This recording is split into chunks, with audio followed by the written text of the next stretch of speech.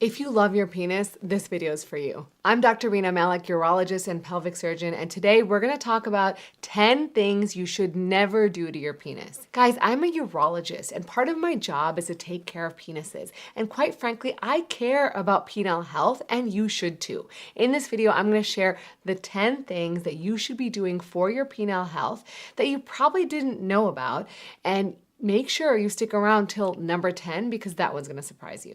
Now, before I get into the video, I wanna ask you guys a huge favor. If you guys have been following me for some time, have been watching some of my content, make sure that you are subscribed to the channel. And if you are subscribed, make sure you hit the notification bell.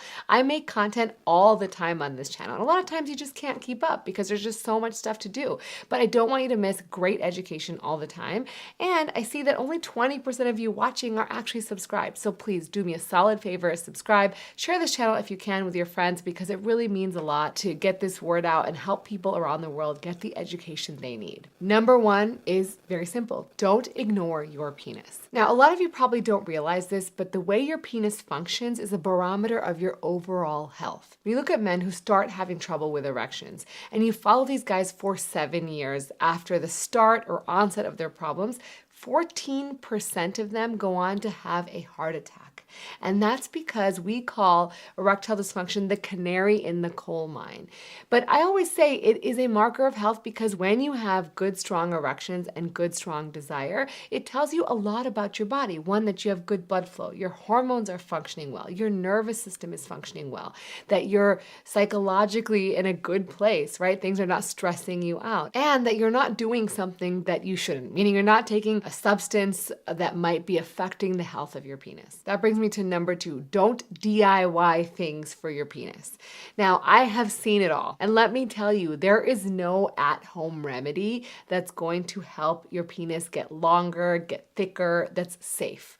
There is no really concoction that's gonna make it grow overnight, no matter what the ads promise you. I remember seeing an ad about someone pouring apple cider vinegar on their penis and saying it grew their penis like immediately. And I was like, this doesn't even make sense. But I understand there's a desperation around penile health. And so people are very eager to see something help them in whatever issue they might be having, whether it's the size of their penis or they're getting erections. And oftentimes, a lot of these things are unproven, they're unsafe, and they could cause harm. Let me give you some examples. So one is jelqing. Jelqing is where men use their own hands and pressure from their own hands to do stretches of their penis, which can increase penile length. Now, this is a problem because a lot of times when people do this, they are causing little tiny fractures of their penis over time, and injury to their penis. And that can then lead to erectile dysfunction. You can ask any urologist. We have all seen young guys who've been jelqing to excess. And guys, you know this, right? If I tell a guy to do something that's going to help his body, he's not going to just do it like half-ass. He's going to go all the way in. And so you're going to go too far and you're going to hurt yourself, and then you'll have irreversible damage to your penis. So please, don't do it. Another one is guys putting on constriction bands that they make at home. So I think if you watched my constriction band video, I shared where a guy put a construction nut on his penis and we had to get a jiggly saw from the fire department to get it off in the ER.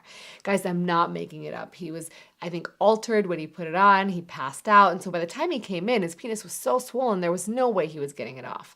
Another guy had taken a plastic Coke bottle. He had cut out a ring from the plastic Coke bottle and got it stuck on his penis. It is not worth it. Buy a constriction band. You can get one for like $20 on Amazon. It is much, much safer. They are made to be taken off safely and easily. Number 3, keep it clean. I think everyone realizes that they should keep their penis clean, but what happens is when guys have a foreskin, sometimes you forget to pull the foreskin back or clean under there or dry under there, and that can lead to things like balanitis, where you get infections of the foreskin, and it can be very uncomfortable. So make sure you are always taking the time, pull back the foreskin, clean under there. If you can't pull it back, that's a problem, right? Because while penile cancer is exceedingly rare, there are cases where people will develop a cancer on their penis, and because they could never pull back their foreskin, they can't see it. So I always tell people, make sure you can pull your foreskin back. If you can't, make sure you talk to your urologist, talk to your doctor. Sometimes it can be reversed by using a cream or a small device, or you can have a circumcision. But ultimately, you always want to be able to pull it back, clean under there, look, inspect your penis, and put it back. In that same vein, I would avoid aggressive cleaning because I think sometimes people will use these really scented or strong soaps, and this can actually cause irritation. The skin on your penis is not meant to be aggressively washed, right? It should be clean, let soapy water run through, make sure there's no smegma buildup, and keep it clean. But don't be aggressive. Don't wash it aggressively, don't rub it aggressively, because you will cause irritation of the skin and maybe even lacerations. Number 4, don't ignore pain or other warning signs. If you guys see a problem with your penis, please talk to your doctor. Do not ignore it. Sometimes it could mean you have a sexually transmitted infection. Sometimes it could mean that you have a urinary tract infection. Sometimes if you see blood in the urine, that could be a sign of a kidney stone, bladder stone, or worse, cancer. It could be cancer in the bladder, it could be cancer of your penis if you see an ulcer there or an ulceration. So guys, don't ignore it. I know it's really hard to go see a doctor and show them your genitals and be vulnerable and tell them what happened and feel like you're getting judged because maybe you had unprotected sex. And I understand that completely, but it is not at the cost of your health. If you feel judged, please find another doctor. But ultimately, we want to make you safe and healthy. And I will tell you, the saddest stories in my history of taking care of patients is one where guys ignored ulcers on their penis and had a penile cancer. Penile cancer is very aggressive. It is exceedingly rare. I've probably seen, I don't know, a handful of cases in my entire career because it's so rare. But when it happens, it's really scary. It's really traumatic. And guys ignore it because it's so scary. They don't want to have anything done to their penis. But let me tell you, you take care of it early, you will have much less done to your penis than if you wait too long. Number 5, stay in control and be safe. There is nothing hotter than safe sex. If you're having sex with someone, you're not worried about getting an STD, you're not worried about getting pregnant, you can be fully uninhibited. You can be fully vulnerable, which allows you to have great sex. So always prioritize safety. There are so many ways to be safe with sex. There's so many different types of condoms. You got to experiment to find which one is right for you, the thinnest one, the one that feels the best. Have your partner involved in the process, but always please be safe. Now, in terms of being safe, the other thing I want to say is stay in control. Now, why stay in control? Because things can happen like penile fracture. So if you are having very vigorous sex and your penis is erect and it bends because maybe you hit the pubic bone, you don't hit the vagina by accident, you pull out and you hit the pubic bone, you will then potentially fracture your penis. And this is a surgical emergency. When this happens, you got to go to the ER and we have to take you to the operating room because we need to repair that tear. When this happens, you tear the outer lining of the erectile tissue or the tunica albuginea. And this needs to be repaired. If you don't repair it and you wait it out at home, over time, about half of people who do this will get erectile dysfunction.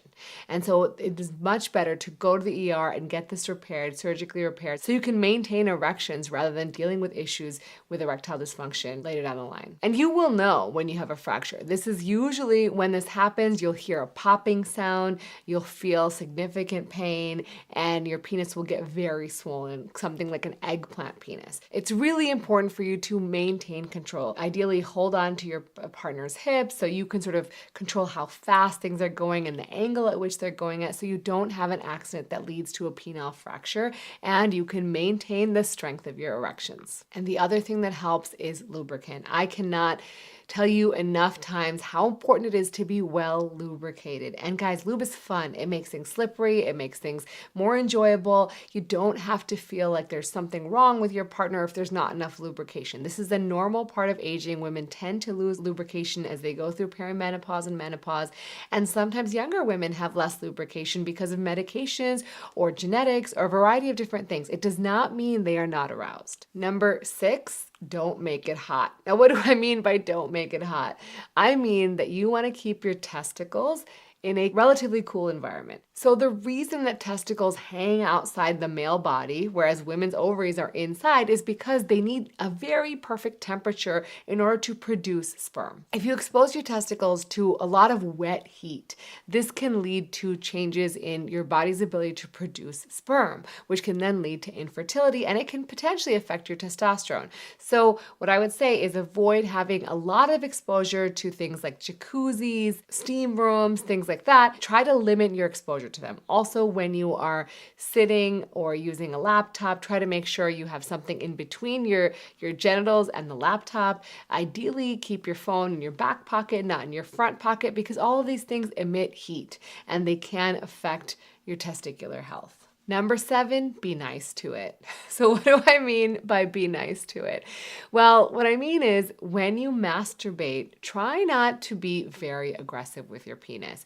Things like death grip that I've talked about before, essentially when you masturbate very aggressively with a very strong grip. When you do things like that, that is not something that can be replicated by a vagina or a mouth or another anal orifice. It's not going to work, right? So you will then find that your body becomes habituated to that kind of intensity, that kind of pressure that you can't replicate with another person. And then you might notice that you're starting to have trouble getting aroused or maintaining your erection because it's just so different. So what I mean, be nice to it, is I mean, try to masturbate in ways that are similar to the way you would be aroused with a partner, and use lubricant and enjoy pleasure. Don't make it a shameful, like hiding in the corner as fast as you can type of experience. Number 8, don't smoke and take care of your health. Guys, smoking will kill your erections. 100% smoking will cause erectile dysfunction. So don't smoke. People who smoke get bladder cancer. I see it all the time. It is one of the worst cancers because there's so much looking in the bladder with cameras. And sometimes when we do have to do surgery, these are really big surgeries that will change your life dramatically. Overall, your lifestyle matters so much. Now, this is not sexy. It's not quick. It's not easy, but it is so important for your penile health to have a good lifestyle. Remember when I mentioned in number 1 that in 7 years, 14% of guys with erectile dysfunction will get a heart attack? That's because erectile dysfunction is a measure of blood flow. It's a measure of so many things. It's a biomarker of your health. And so if you remain healthy, your erections will remain healthy. So that means eat a healthy diet, avoid smoking or any other drugs to excess, try to minimize alcohol intake, exercise regularly. Aerobic exercise and resistance training are so important. Aerobic exercise is great for blood flow, and resistance training is great for testosterone. So all of those things are so important, and I can't stress them enough. If you don't know how to start, take it one baby step at a time. Do something that is so simple that you can't ignore it. I love this book, Atomic Habits. I'll link it in the description. You can apply that model to anything, and it will help you make changes in your life that are positive. And lastly, try to minimize stress. That goes into lifestyle, right? We don't talk about it enough, but when you are chronically stressed, a little stress is great. We need stress in our lives. But if you are chronically stressed, this has a huge toll on your overall health, including your sex drive, including your ability to maintain erections.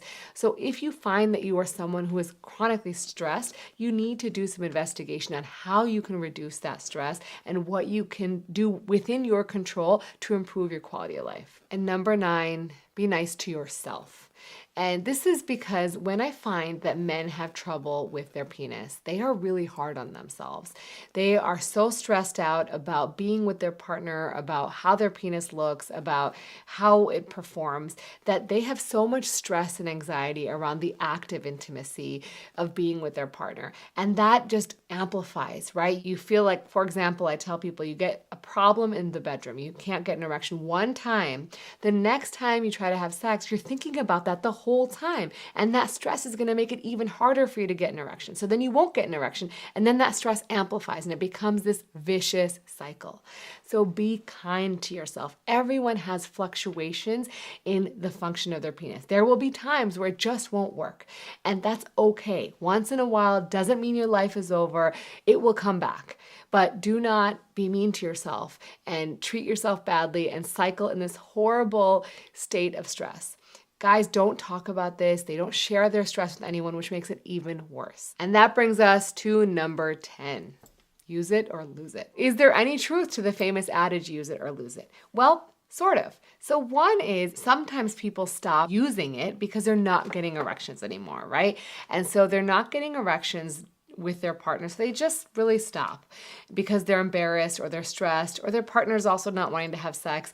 But the issue is if they're not having erections and they're also not having erections at nighttime, that's when it becomes a problem. Normally, during the night, you have 3 to 5 erections. And when you have those erections, that's your body's way of protecting your penis, making sure it gets good oxygenated blood flow. And when it stops getting them, then you start noticing that maybe your penis is getting a little shorter, maybe the tissue feels a little different because maybe it's getting some scar tissue. And so, yeah, if you don't continue to have erections at nighttime, this could be a sign that you might actually have some shrinkage of your penis. The other thing is if you have low sex drive, and oftentimes that can be related to stress, sometimes that can be related to hormones, a variety of different things. But if you start noticing that your sex drive goes down, or you avoid sex for some period of time, your body will then sort of realize it doesn't need it anymore. And so your drive will continue to decrease because you've no longer really allowed yourself to feel that urge. While that might not be a problem for some people, that might be a problem if you're in a relationship and your partner wants to have sex. I think there are so many benefits to having sex and having intimacy with a partner. No matter your age, no matter what you do, it is really, really important. You need to make the effort. Your partner needs to make the effort. Not everyone wants to have sex all the time, but there is so much value in intimacy. And if you guys missed my video on how sex could actually save your life, make sure you check that one out. And as always, remember to take care of yourself because you're worth it.